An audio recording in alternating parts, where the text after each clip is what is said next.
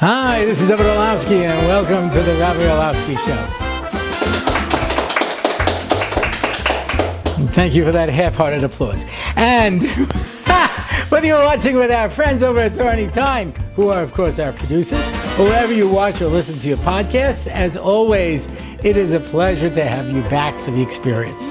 And we have a sponsor for this week's show, sponsored by Yoel Shmuel, who is a good friend, and his dad's a good friend, and he's in our tefillah shir, and he's sponsored more than one episode.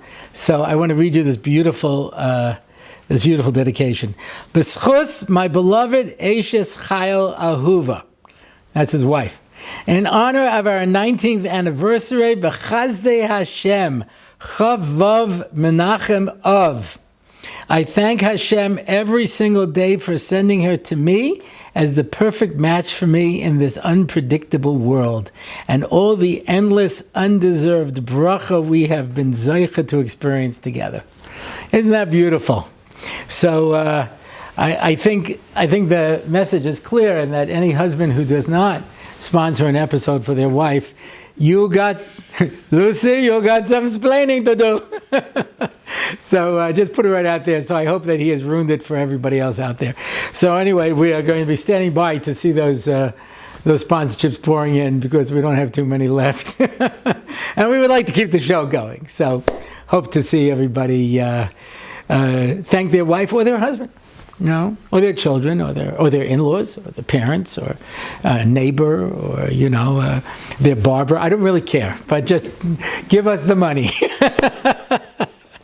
And with that subtle introduction, I want to tell you that I was just saying that in the past month, I have met a dozen people who are such aficionados of the show that they have watched every show multiple times, and they have committed to memory everything I have ever said. Now, considering that this show is now coming to the end of its 6th year, it's over 200 hours of Rabbi Orlofsky, and I can barely listen to myself for 200 hours. Well, that's not really true, I can, but the dedication is just absolutely tremendous. So I'm going to make a statement, and it could be that I'm wrong, and I'm sure my fact checkers out there will correct me if I did get it wrong. We very seldom have a guest on the show more than once. My son Yaakov, of course, has been here multiple times. My son Moshe Yehuda has been here for 2 musical episodes with the boys from Waterbury for a musical tribute. Ari Goldwag has been on the show twice. My son Shlomo had his own episode, and he also joined with Yaakov on a Purim episode during COVID. And it was a little sick, so it fit in with the theme. Anyway, but I'm breaking with tradition, and I'm having my good friend, Rabbi Rudman, back on the show, and I'll explain to you why in a minute. But first, Rabbi Rudman, welcome back to the Rabbi Orlofsky Show. Thank you, Rabbi Orlofsky. Just to show how much people actually study your show, I was on the plane back from America recently, and I asked someone about Ma'ariv, and I said to him, Shalom Aleichem, what's your name? He said, well, my name is this, but I know your name. I said, where do you know me from? He said, well, I watched the Rabbi Orlofsky Show and you were on it, and I recognize you from the Rabbi Orlofsky Show. It's amazing. I can't tell you how many people are listening and watching the show and or dialing up to hear the show or whatever it is. The response when I go around is just tremendous. I was just in England.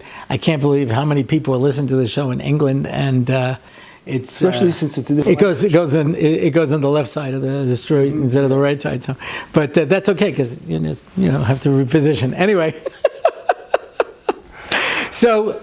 I have Rabbi Rudman here for a very specific reason, but I want to follow up on the last time Rabbi Rudman was here. The last time Rabbi Rudman was here, we spoke about his book, and Hashem Remembered Them, which is an adaptation. It's more than a translation. It's an adaptation of Reb Tzadik's Sefer, Pokei Karim, about various women in Tanakh who were childless. And I mentioned this right at the beginning because Rudman is about to embark on a very interesting project that some people might be interested in. So I want you to talk about that first before we get down to what I want to talk about. If you give me the option. I was watching I was actually not watching, I was reading about one of the Tisha B'Av videos, and one of the organizations was making a video about going to daven at the kavarim of different gedolim who did not have children. I thought to myself, that's such a beautiful idea. And then I said, wait a minute, there's a chazal. I wrote a book about it. And there's a chazal that says there were 6 women who did not have children. Sarah, Rivka, Rachel, the mother of Shimshon, Hatzlafoni, okay, Chana, the mother of Shmuel, and the Isha Shunamis. I said, it's a straight line. We could make a trip. We could daven Nates in Hebron by the Maras HaMachpelah, by Sarah and Rivka, then go to Kever Rachel, then go to Tzomat Shimshon, right, which is in America, right? It's next to Ramat Beit Shemesh. And, but I don't know, either Shimshon's kever is there, I think his mother's kever might be there also, I'm not sure, but definitely Shimshon's kever is a Masorah that it's there.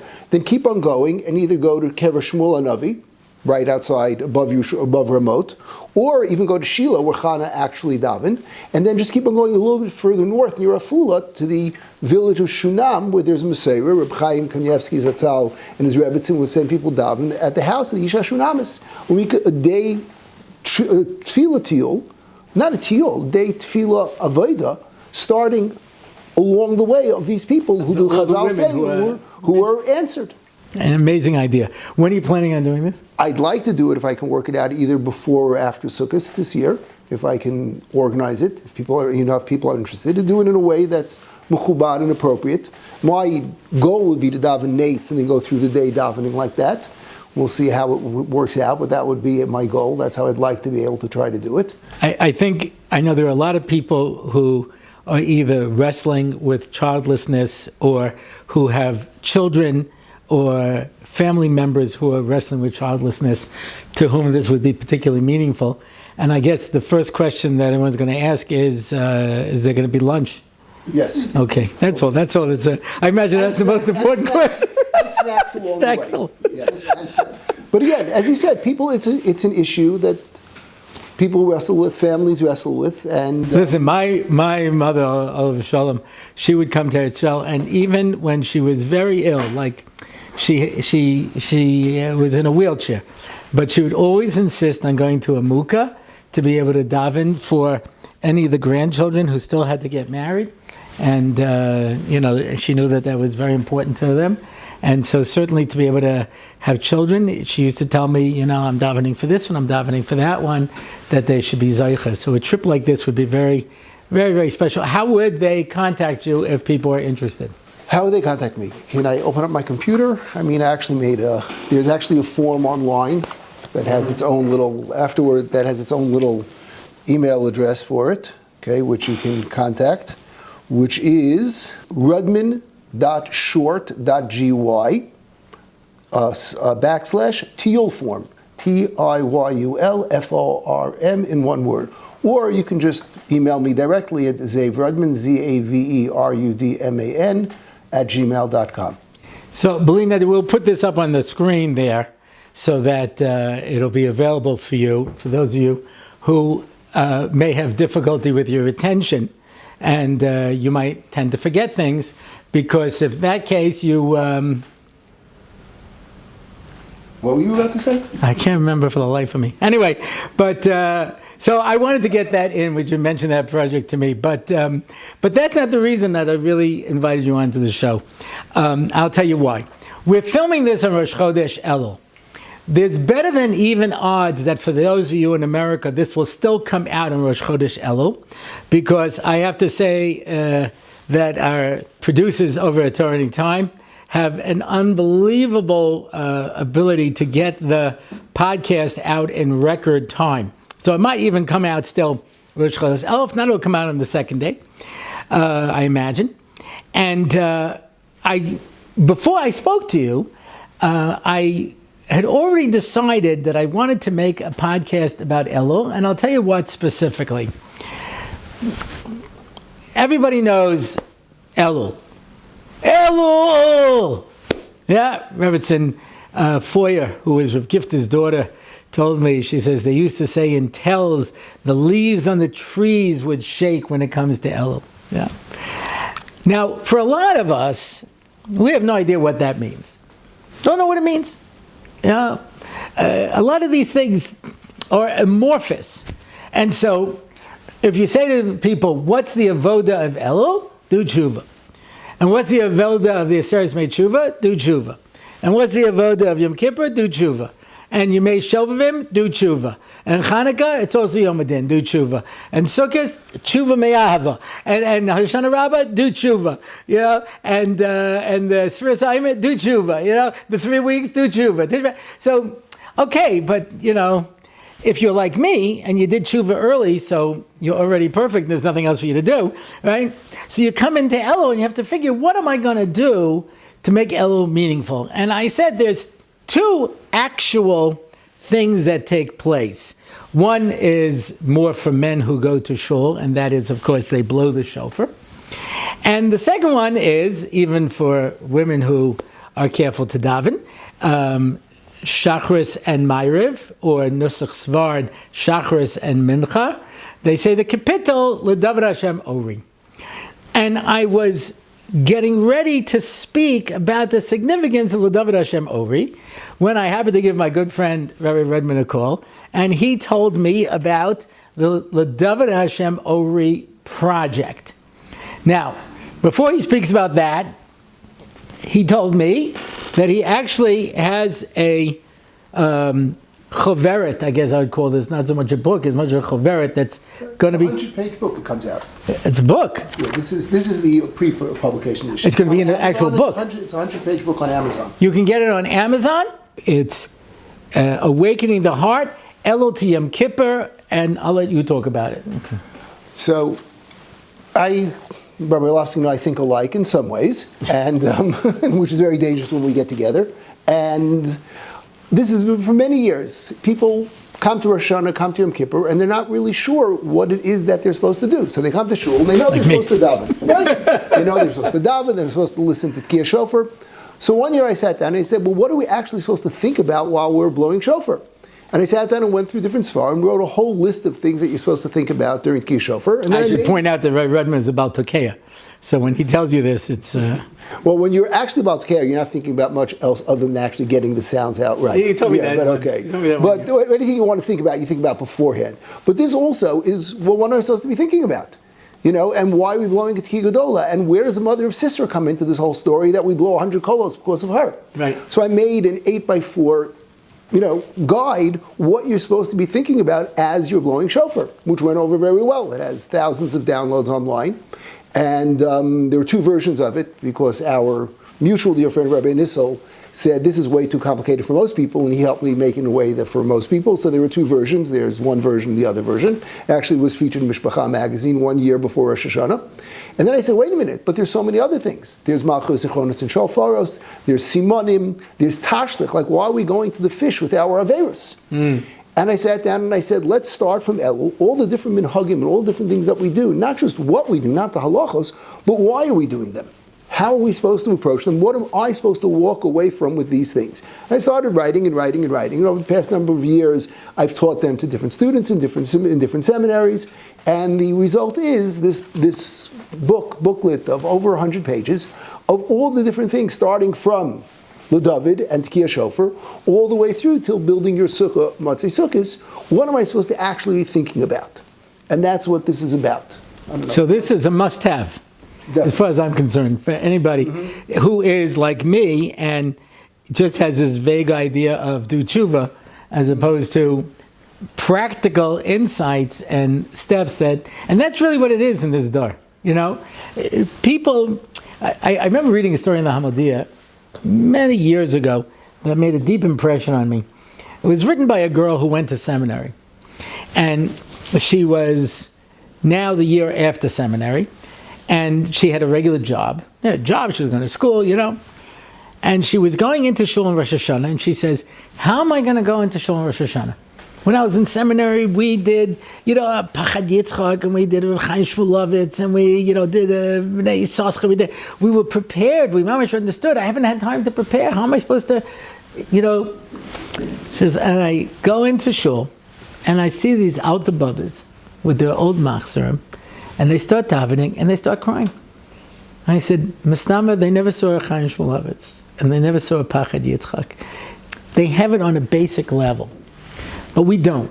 I mean, that's one of the things that's been lost. That's why, you know, when you mentioned about the video on Tisha B'Av, I just talked about this, how Tisha B'Av has become Yom HaVideo, you know, and people watch videos just to get through the day because, you know, they don't know how to relate to it on any level, you know. And there was a time, I still remember as a kid, that you'd see people saying the kinnis and crying, you know.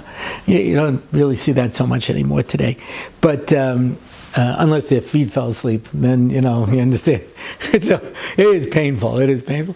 But people don't know what to do, so they need help on the basics, you know. Yeah, actually one of these ideas started in a very interesting place.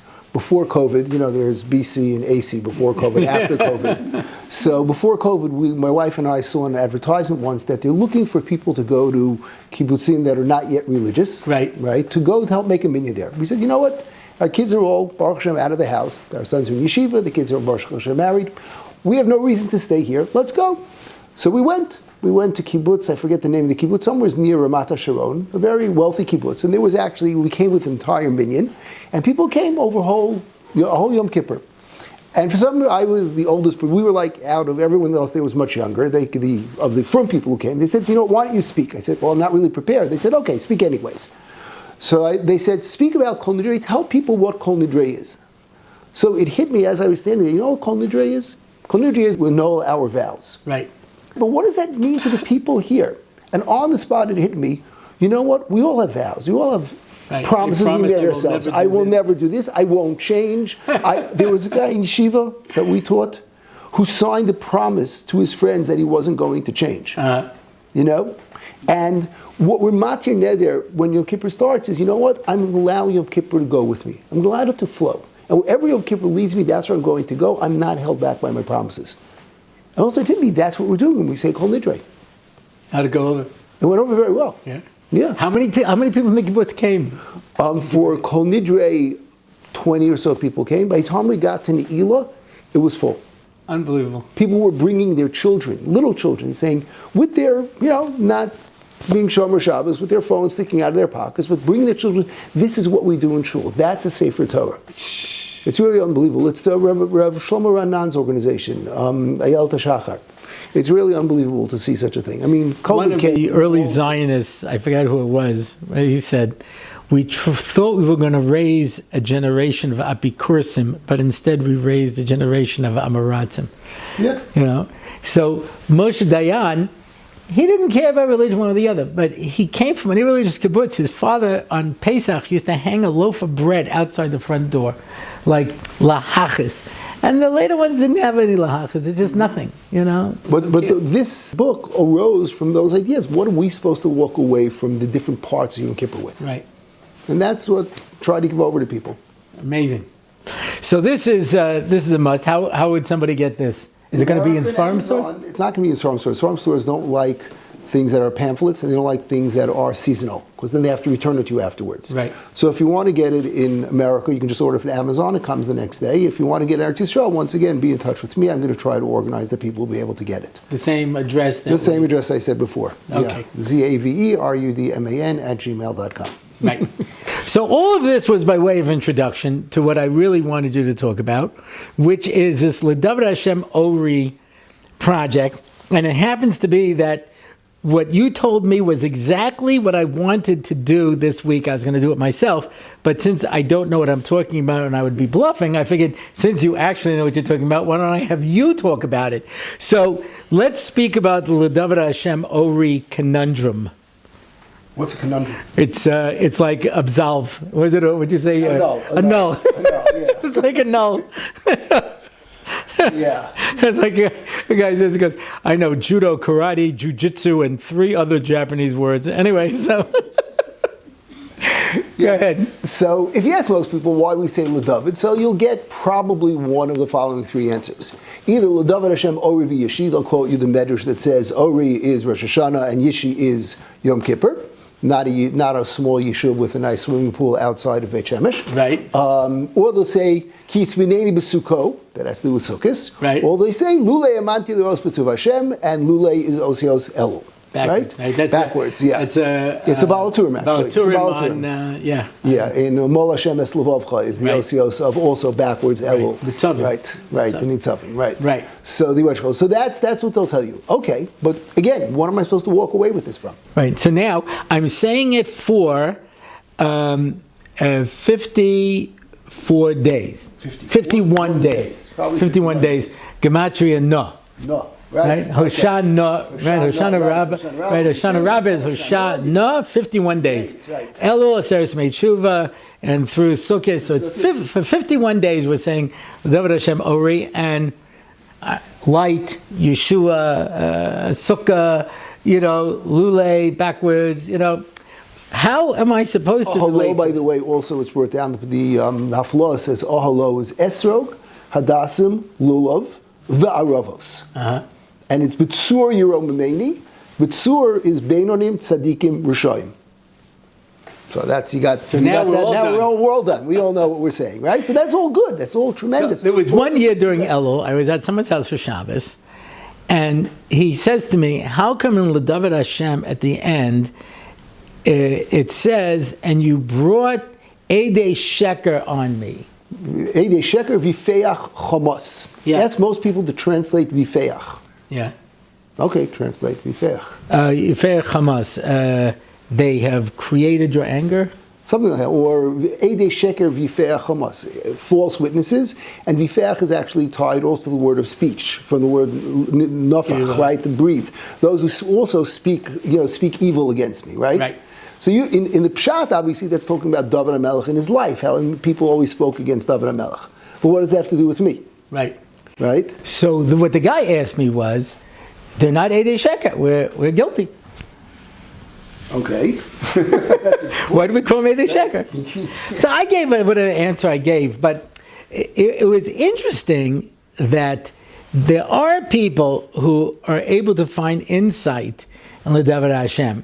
Acha Sha'alti has been put to music almost as many times as Ani Mam in various manifestations, and we say that pasuk, so everybody knows that pasuk. Everyone knows, the Horeini Hashem at the end. You might remember the song, Horeini Hashem. How many versions of Kaveh El Hashem do you know? Remember the original rabbi's son's Kaveh El Hashem? Kaveh El Hashem, Chazak v'yametz libecha. That was Rabbi Moshe Chait's theme song. Yeah. Rav Henoch had Yatzmach B'Kornech, ironically. But Moshe Chait used to sing Kaveh Hashem. That was his solo. But but these are bits and pieces. So it means that every day when I say L'David Hashem, twice a day, so if we want to be fair, it's over 100 times. We're saying L'David Hashem. And people are, as we mentioned, it would be enough once upon a time that I just say the words, even though I don't understand Pshat, I don't understand this, I just know that this is something meaningful, I remember as a kid, on Rosh Hashanah Yom Kippur, at the end of Ma'ariv, when they would say, L'David Mizmor, pasuk by pasuk, very dramatic. Today, what's it got to do with me? By the way, that's also in this booklet. Why we say L'David Mizmor. Right. And why we say Lam Natzech Mekorach 7 times. Yeah. So the only reason that people find it meaningful is because they tell you that it's a tefillah for parnasa. So then, that works, sure. That always works. And Rabbi Foyer once told me, he says, whenever I wanted people to do things, I would always find makor that it was a segula for parnasa, and I could get them to do it. Did you ever try that for Meiser? People giving Meiser for tzedakah? Yeah, sure. Give double. Double. That's that's what you really do. But okay, so you've had the same question that I had, and what is this project? What did you set off to do? So I set off to sit down and learn through Dovid in a way that it is relevant to Elul, and figure out something about each pasuk, or more than one thing about each pasuk, that's in some way going to be relevant to Elul, and being as out we're in the modern world, at least to start a WhatsApp group for the people who want to be able to see it and, get it. It's not yet a book, but just at least people and the WhatsApp group is? The WhatsApp group is, I'll give you I have a short group thing for that also. I'll give you it's the same shortened, Rudman.short.gy/Dovid. But I'll just say it as an example. You asked about Eidei Sheker V'Yifei Hamas. Just right before I came, I was writing about that because I'm already up to Chav Gimel Elul. That's towards the end of the pasuk. How many days will this take us through? Well, right now today is Rosh Chodesh. Rosh Chodesh. Right now I'm up to Chav Gimel. I have one extra one, but I've just been working on the Mefarshim. I haven't started working on the Musas Farim yet. So I figure I'll be able to get through at least till Yom Kippur, and we'll see if we make it all the way through till Sukkot. An amazing project. But are you putting up all of them at once, or only one a day? No, one a day. An idea a day. Okay, right. I'm not sending out the whole pamphlet to anybody also till it's finished. Right. Even then I won't. Then we'll see. But actually, where this actually started, you remember the Stipler when you wanted to get a Kehillas Yaakov. Right. When the Stipler, he would just say to you, "What Masechta are you learning?" And he would only sell you that Masechta. He would not sell you a set. I don't sell for bookcases. Yeah. I don't sell for bookshelves. So what are you learning? I'll sell you that. Right. Yeah. Except Bobakama Balaster came in one volume for some reason. Yeah. So then you got 2 for 1. You rip it in half. Come back. Come back and get the other half later. Yeah. But now you can buy it. Now it's online. So Yeah. But it was an amazing concept because I forgot who it was. There was some university where this kid was coming to check out, and he says, "How many books are in your libraries?" I don't remember exactly how the story goes at the time, but it was something like we have 50,000 volumes. And he goes, "What?" He says, "Harvard has 100,000." And the dean says, "Finish those, we'll get you more." So I guess if you we both taught in the same yeshiva once upon a time, and I gave the bottom shiur, you gave the top shiur, but I gave the second to bottom shiur. But you had this phenomena where you'd give out the Mar Makomos, and a kid would come back 10 minutes later and says, "Okay, I finished." Mm-hmm. Says, "You finished?" He says, "Yeah." He says, "You know the Taisvis?" He says, "Yeah." He says, "What's his kasha?" I'm not saying I know every word. Okay, do you know the teretz? He goes, "Well, if I don't know the kasha, I don't know the teretz." So go look at it again. See, I'm bored. You understand? So people, they're always looking for the next thing.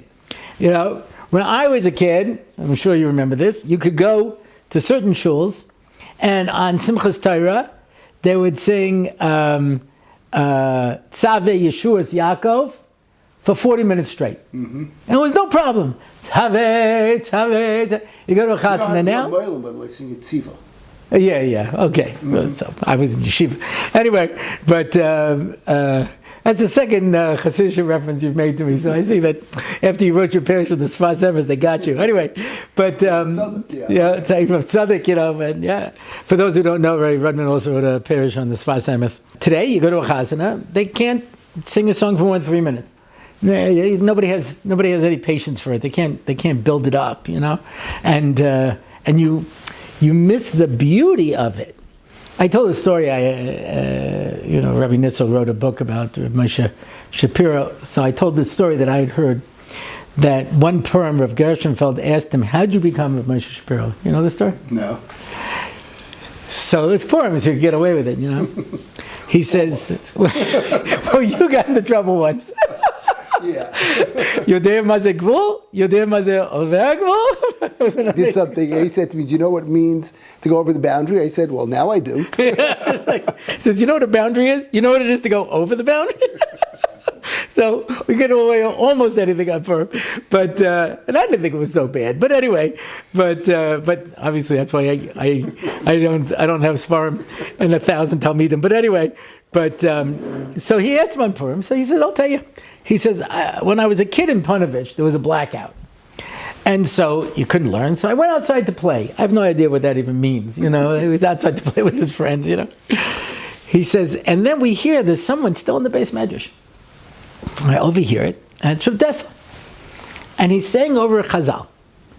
And he says it again. And he says it again. He says, after 20 times, I started to wonder. After 30 times, we started to giggle. After 40 times, I got afraid. And after 50 times, I had tears coming down my face, because at that moment I realized the power of a chazal if you take the time to look at it. So when you live in a generation where no one has any attention span and nobody's interested, I don't know if you know from this. I don't, people have been asking me to do shorts and to put them up on TikTok and on Instagram and YouTube shorts, right? I've never been on TikTok. I've never been on Instagram. I don't know what these things are. And the person who was telling me to do this says, don't ever find out, because it just takes over your life. You just sit there on Instagram and you just keep, scrolling and scrolling, and you can't get out. There's no way to break the spell. So the joke is till you find yourself learning how to speak to a giraffe in the native language. It just keeps going. So, because there's no attention span to be able to take that ability. So I think it's gewaldic that you only give one thing a day for people to be able to focus on, and to be able to say that over and over again. I heard from Rabbi Nissel, who said he heard from Rabbi Volba, who heard from his Rabbi Yeruchim, who heard from the Alta, Of Kel. The Alta of Slobodka, the way I heard it. The Alta of Slobodka. That's how I heard it. How Rabbi Yisrael Salanta used to learn Musar. You heard this? No. Oh my gosh, 2 things I've told you that you don't know. I'm really shocked. Yeah. Anyway, so he says he would take a piece of Mesilas Yesharim and he would learn it like he would learn a sugya. And so that you appreciate this, Rabbi Itzlach Harif once said there's only 2 people in our door who know how to learn, the Beis HaLevi and Rabbi Yisrael Salanta. And one of them pretends he doesn't know. So he says he would learn it and learn it up like a sugya and learn it and learn it and learn it until he felt he really had pshat. And then he would say it over and over and over again until the tears would flow. And so we get bored. I heard that already. Say something else. Come up with something new. Another chiddush. And that's what the Mesilas Yesharim says. I didn't write this sefer to teach you chidushim. I wrote this sefer to remind you of what you already know, because the most important things we have to chaza them over and over again because we tend to forget them. Mm-hmm. So that's why it's 1 a day. 1 a day. All right. So let's start us off. It's Rosh Chodesh Elul. Why do we say L'David Hashem over today? You see, I didn't even do that. I have a whole nother set of shurim on why we say L'David. For example, Eidotim Mizrach don't say L'David. When did L'David start being said? Yeah, when did L'David start being said? L'David was said, but it seemed by the Talmud. Yeah. David Hamelech. Well, David Hamelech said it. Yes. I gotcha. I knew that one. That's right. But I don't know if he said it in Elul, but L'David only was instituted by the Talmidim of the Arizal HaKadosh. Oh, so it's relatively It's relatively new. The Goyin didn't say it. Talmidei Agro don't say it. I don't say half the things. Yeah, Talmidei Agro don't say it. In In Hebron, for example, they don't say it Leil Shabbos. They don't say it Friday night. That's Hebron. They don't say it Leil Shabbos. Wow. Certain Hasidus don't say it. The Apter Hasidim, if there are any Apter Hasidim, they don't say it. I have a big following in Apna, so... Yeah, so you should be aware of that, yeah. And like I said, Eidotim Mizrach don't say it. Okay, maybe those are... I'm kind of surprised because they adopted a lot of things from the Arizal. The Talmidim of the Arizal. It's not in the actual Sfarim of the Arizal himself. In other words, the Shar Kavanas, it's not in there. It's not brought down in there. I think Tzanz, if not Tzanz, I'm not sure. I think Tzanz also doesn't say it. So it's actually, and it only appears in Sidurim in the 1700s.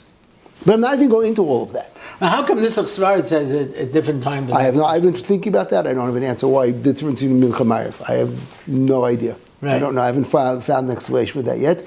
But not to take away from that, the idea. I was thinking about L'David. This is the first pasuk, Orav Yishi. I'll write about Orav Yishi, about Rosh Hashanah Yom Kippur. Why Orav Yishi? I said, wait a minute, L'David. L'David. What does the Gemara in Avodah Zarah say about David HaMelech? Shehekim Ula Shel Tshuva. David HaMelech teaches us Tshuva. Just the first word, L'David. I want to connect. It's Elul. I want to do Tshuva. I want to connect to David HaMelech. Right? That was David HaMelech's life, was doing Tshuva. David HaMelech. There are actually 2 chazals. We all know David lived for 70 years, right? 70 years because Adam Rishon gave him 70 years. Or the other reason is there's a Zayir HaKadosh that the Chidah brings in his Pirush on Tehillim, that if you add up the years less than 180 between Avram, Yaakov, and Yosef, you also get to 70. So says the Chidah, why are there two explanations? If Avram lived Yitzchak lived 180 years, yeah, right? Avram died 5 years early. 5 years early. Yitzchak lived 180. Right. Yaakov lived 147. Which is... He lost 33 years. He lost 33 years. So that's up to 38. 38. And then Yosef lives 32 years less than his father. I think that's the cheshbon. And altogether it adds up to 70. Okay. Not so good with the math, but it adds up to 70. It works out. I've worked the whole thing. Wasn't your father the president of the Orthodox Scientists of America?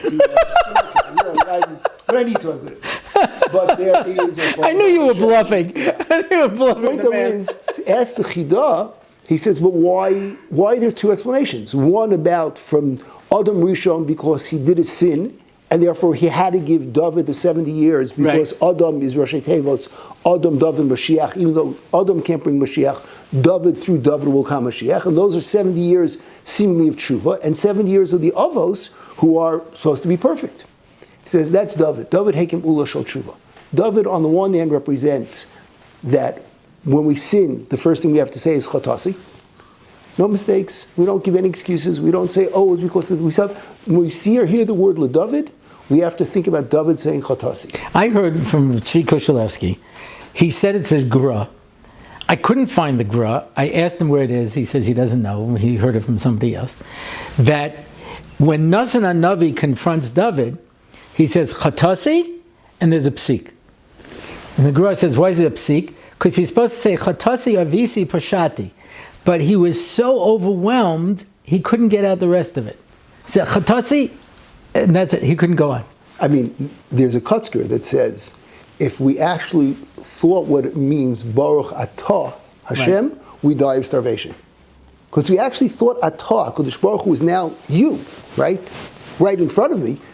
We wouldn't be able to continue to eat in front of HaKadosh Baruch Hu. We just don't really think what Atah means. Which Rebbe was that with Hamelech? I think it was Bnei Yissaschar fainted when he said it, when they said Hamelech. Bnei Yissaschar fainted. On morning and he would pass out. Right. Yeah. Mm-hmm. So I'm saying, so therefore, when we first just say the word LeDavid, this is the first Today's not a problem because most people aren't in shul by now. So. Depends what shul you go to. You know, if you go to Vasikin, you can be there. Yeah, it's like. So I said that my piece for today was LeDavid. Let's identify with David Hamelech. That he's willing to say chatasi and he teaches how to do tshuva. First piece. Wow. Just on the word LeDavid. It occurred to me, now that you say that, the other thing that David is Dod. Right. Anilu Dodi V'Dodi Li, right? So it's LeDavid Hashem. It's right away is David and the Hashem that join together. Mm-hmm. Add that to the list. So okay. I got one. I got one. Yay! We'll bring the Gehula, we'll put it over. That will be it, yes. But in other words, you were talking about the Eidei Sheker V'Fei HaChamas. Yeah. I just saw in one of the Balei Musar, this is like Chav Gimel Elul's piece. Eidei Sheker is the Yetzer Hara. Right. V'Fei HaChamas is all those who try to lead you astray and tell you, no, it's mutter, no, it's really mutter, it's not a problem.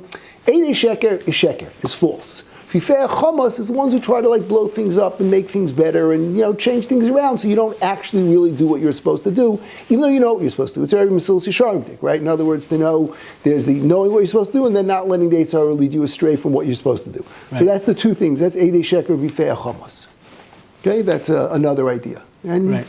If a person sits down and learns through LeDavid, you find all these different ideas in it that are very nogeh, very relevant in terms of Elul. The answer that I had given the guy at the time was, I said, it's Taka Eidei Sheker, because we're really not guilty, right? And that's what we say on Yom Kippur night, Ki koha am b'shgaga. We're not mazid, we're always shogeg. So they're coming and testifying about us, but we're really not bad.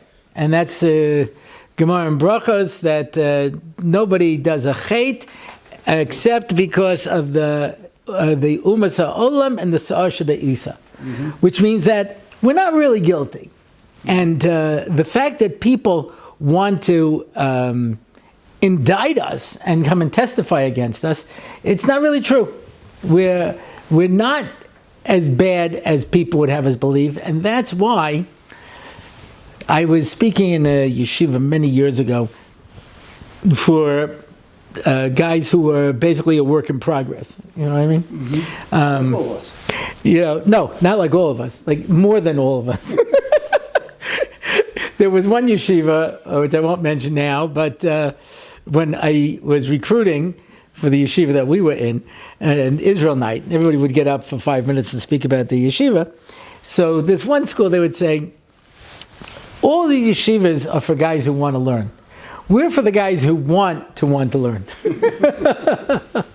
So it was one of those kind of schools.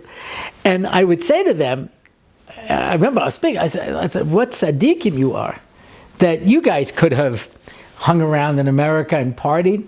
I said, you could have gone to a kibbutz program, you could have this, you could have that. You chose to come to a yeshiva in Israel because you're a tzaddik. And they would get so angry at me, that I would suggest that they're tzaddikim. Because if you're a good person, then that means that you're capable of good things, and they don't want to hear that. Mm-hmm. And it's too frustrating for them. And so it's important for them to believe that they're bad. It's chayil. That's right. That's right. Whereas if I'm a bad person, my life is easy. Yeah, I'm partizan. That's lulei amanti or os b'tuv Hashem. If it wasn't that I believe that I'm really deserve to see the good of Hashem, that's what Dovid Hamelech is saying. What causes me to be good is that I believe I can see the good of Hashem. Yeah. There's a quote from Reb Tzadok. As much as a person has to believe in Hashem, he has to believe in himself. In Tzidkas HaTzadik in Kuf Nun Daled. I gave a whole shir years ago about din. And people say, this whole idea of Yom HaDin is such a terrible thing, I said, no, it's a wonderful thing. Because before you can have a trial, you have a pre-trial to determine whether the person is able to stand trial. I said, the fact that Hashem is judging you means that He thinks you're worthwhile of being judged. Because otherwise, if you were incompetent and He couldn't expect anything from you, what's the point of judging you? Mm-hmm. It's like somebody said to me once, Hashem will forgive me anyway, right? Even if I don't do tshuva, He'll forgive me, right? I said, sure, as long as you can convince Him that you're a baby. Because the little kid goes into the kitchen and pulls out all the pots and makes a big mess and messes everything up. So you don't say to him, a 2-year-old, you clean this place up, and then go to your room and think about what you did, and then we're going to have a discussion, No, you take him and you put him in the bath and you clean him up, and then you go in the kitchen, you pick up the meth and you put him in his crib with a bottle, You don't expect anything from him. I said, so as long as you can convince God that you're a baby, He has no expectations. But if you're an adult and you're a responsible person, then a Kadosh Baruch Hu can be daresh you. He expects things from you in this world. And that's a frightening thing. People would like to get off. In the words of Chico Marx, and Groucho said to him, I'm going to get you off on the sanity clause. He goes, hey, you can't fool me, there is no sanity clause. But anyway, that's the obligation. That if we go into Elul and we say, well, I'm bad, so what's the point? Just do whatever you're going to do to me. So that frees me of any obligation. But if I'm a good person, then you can demand things of me. You can expect things of me. So that's pretty scary, So, okay, so I don't want to give away the whole book, Today's Rosh Chodesh Elul. I'll tell you a great story. You'll appreciate this. A woman said to me, I really thought that I was going to use this Elul, and I was really going to maximize and, develop, and I wasted it again. And I said to her, it's Vav, okay? So it's less than a week into Elul, because, but if I didn't start at the beginning, what's the point, etc., So luckily, this will come out. Most people will watch it, at the beginning of Elul. So what are some tips to besides listening to Shofar and L'David Hashem, what's some tips to maximize our Elul experience? The famous word by Rav Yoel Teitelbaum, the Satmar Rebbe, he says, the pasuk in Akev says that Einei Hashem alecha mereishis hashana ad achri shana. He says, it doesn't make any sense. It should have said mereishis hashana ad achri hashana, or mereishis shana ad achri shana. So he says mereishis hashana, because every year you think this is going to be the year, and at the end it just turns out to be a year, and we let the opportunity slip out of our hands, you know. So, and Reb Moshe Shapiro would always say on this idea, from the fact that pasuk says Mereish Hashanah Achris Hashanah, it teaches you there's something called Achris Hashanah. That's Elul. That Elul is the Achris Hashanah, when it's the time to get all of your cheshbonos together and get ready so that you can go into the new year having made the most of this year. So, some helpful tips. Practical tips. Ich weiß. No, practical tips. Pick one thing. All the Bali Musa talk about it. Rabbi Yisrael would say, if you want to do everything, it's overwhelming. Pick one thing. One bracha and Shemona Esrei each day, one bracha and Shemona Esrei each week. A part of benching, maybe actually when you drive. To me, the biggest Musa in the world is driving, which, by the way, I don't drive anymore. But the biggest Muslim in the world is driving, right? Yeah, because, you know, they teach you in driver's ed defensive driving. Mm-hmm. And in Israel, they teach you that the best defense is a strong offense. One time... Tell the story of Moshe with the bus. With the bus. I was one time driving with Moshe Shapiro. That's how you've been telling me Moshe Shapiro stories. And a bus cut us off. And... the bus is a different story. That's not what the bus. This is with the car. No, the car cut us off. That was with Yaakov. Yeah. But a car cut us off. I said something, it should be bekiso, bekoso, bekasa. The Gemara says a person is known by bekiso, the way you spend your money, bekoso, the way you drink, bekasa, the way what gets you angry. We should add the mechonito. It should be the car. And Ramesh looked at me and said, the mechonit is all three of them together. Right?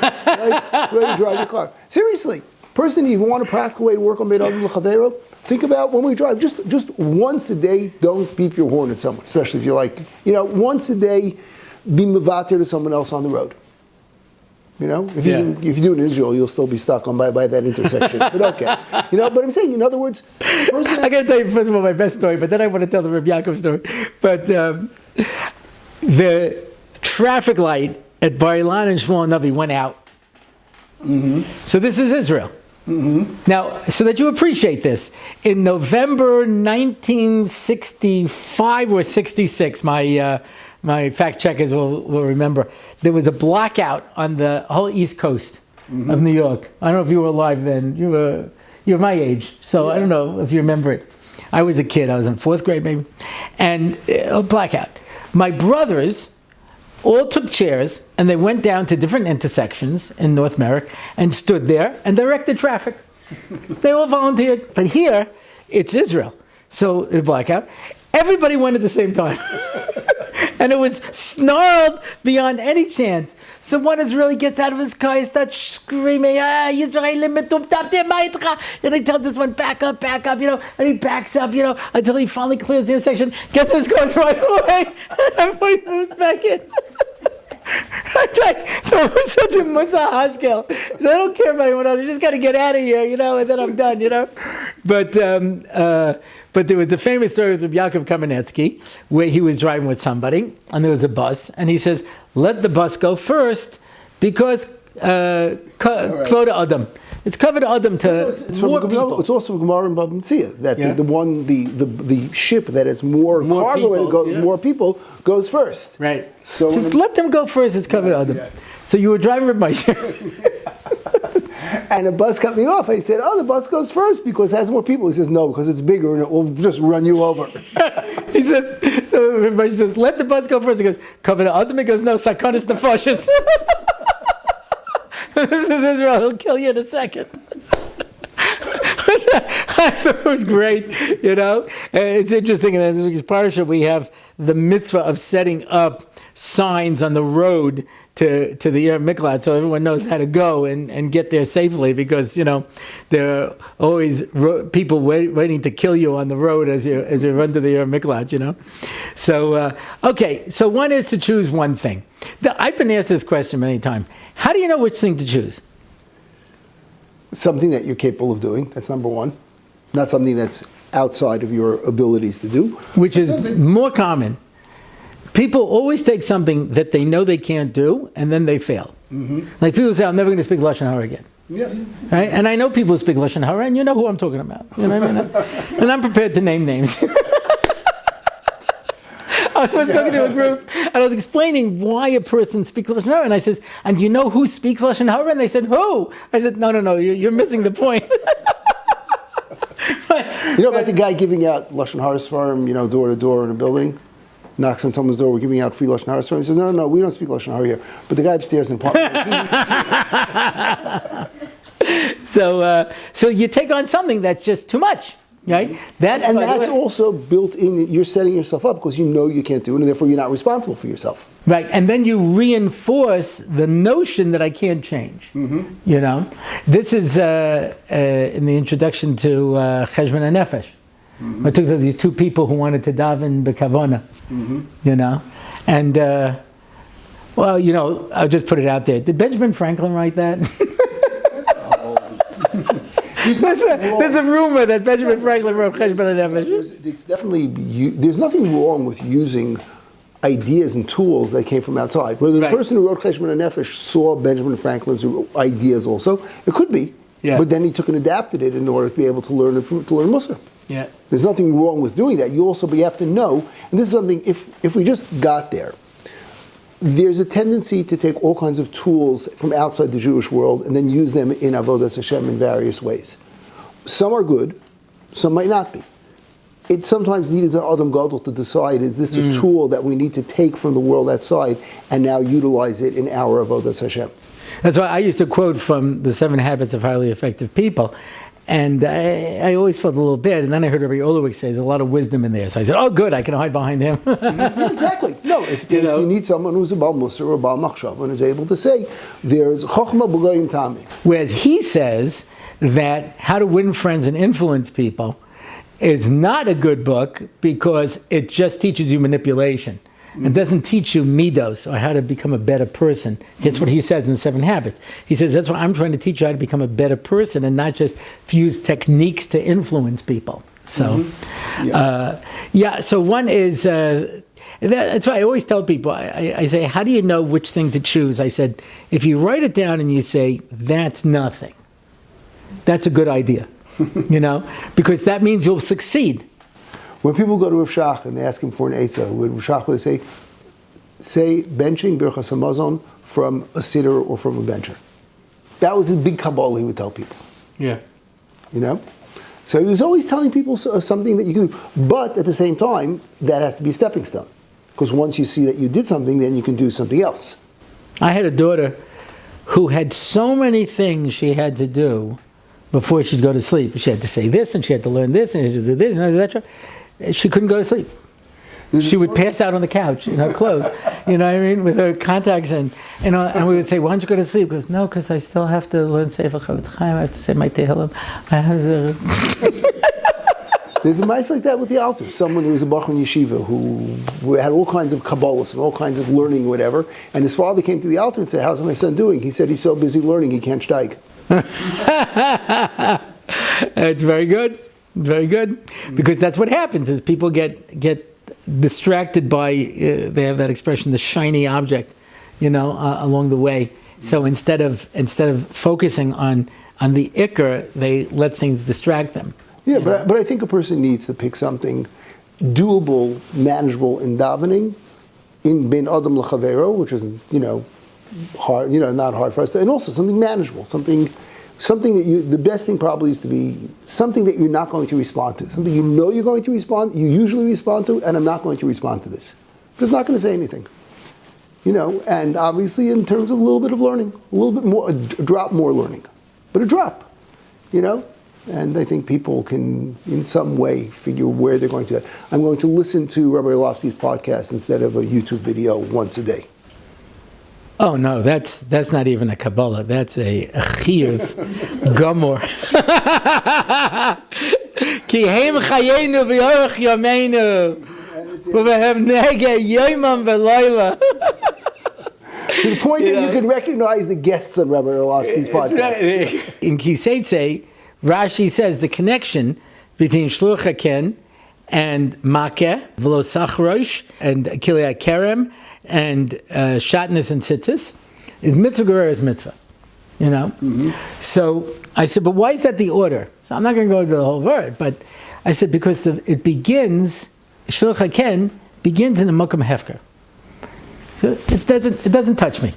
I'm out in the woods. I see a bird's nest. Chase by the bird. Take the nest. It's not in my house like a makeh. It's not in my business. It's not in my clothing. Don't get too personal. Start in a makom hefker. Take something that is painless. You're not losing anything. You chase away the bird. You never had the bird. Yeah. Right? So it's just very, very easy. Okay. Last thoughts. Elul. Elul, right? But even that, Elul, Anilu Dodi V'Dodi Li. You have to say Elul with that kind of awe, but at the same time, no, that Kosh Baruch Hu was Dod, like you said, Dovid, Dod. I always say the word from Rabbi Yitzchak Sher, where he says, Anilu Dodi V'Dodi Li, the Beis Yosef brings that down. He says, it's not cute, it's the Iker Avoda of Elul, that I have to spend a month focusing on the fact that Hashem loves me. Because how can I go into a Yom Adin if I think the judge doesn't like me? And he knows everything and he sees everything. Just shoot me now, So if I don't know that he loves me and he's rooting for me and he believes in me and he wants to see me succeed, I had different girls went to different seminarim, high schools here in Yerushalayim. And there was one that had a very positive approach. Anyway, she'd been missing some classes, and so we got a call that we're going to come in for a meeting, And I was like, you see, now you did it, you missed so much, you're going to get thrown out, because that's how these places work, So she says, Abba, you don't understand, this is not like every place else. And she calls up the office, and the office calls us back. And said, no, we want to meet with your daughter to discuss how we can help her improve her attendance. We thought you might want to be there to help, but you don't have to if you don't want to. Anyway, after the chavesh came and took me to the hospital, I passed out. Yeah. That's right. Not for the first time. I was like, what a positive attitude. So if you know that HaKadosh Baruch Hu is judging you because he wants to figure out how he can help you maximize your time, because the Gemara says if nothing happens to you in, 30 days, and you have to worry that HaKadosh Baruch Hu just gave up on you, So HaKadosh Baruch Hu says, I'm not giving up on you yet. Let's have another Shana, let's have another Yom Kippur, because I think that there's still great things you can do in this world. And that's what Elul is for. Anilu Dodi V'Dodi Li. That's it for this episode. If you want to find out more about the show, you can go to my website, RabbiOrlofsky.com. You can sponsor an episode. You can sponsor a question and answer. We haven't had one in a while, but we're busy. We can sponsor a Parsha in 5. We can... I think we're going to have an episode we're just going to catch up on some of the questions, because every week they send me another 4 questions, and so far I get to either one or none. But so there's a little bit of a backlog. You can... sign up for one of our online shiurim, our Tefillah shiur, our Mesilas Yesharim for women, our Daf Yomi for gentlemen. You can submit a question. That's it for now. Contact Rabbi Rudman. We're going to give you his contacts information on the episode so that you can either sign up for this amazing tour if you know someone who needs a school to be able to have children, to daven by the special women. And if you would like to get the new Sefer for Elul and the Yom L'Roim, Awakening the Heart, and if you want to get in contact and sign up for the Dovid Hashem Ori WhatsApp group, which I, of course, am going to. That's it for now. Until next time, I'm David Orlofsky. I'm Zev Rudman. And this has been... Thank you very much for having me. That's my Elul Kabbalah. I'm going to be nice. A pleasure. It's always a privilege. It's a privilege.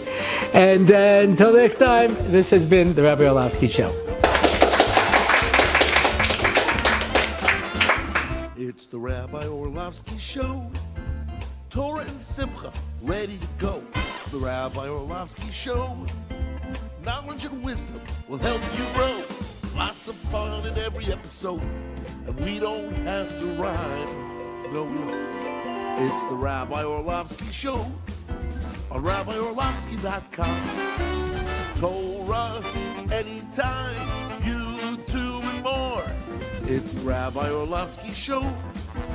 Torah and Simcha, ready to go. It's the Rabbi Orlofsky Show.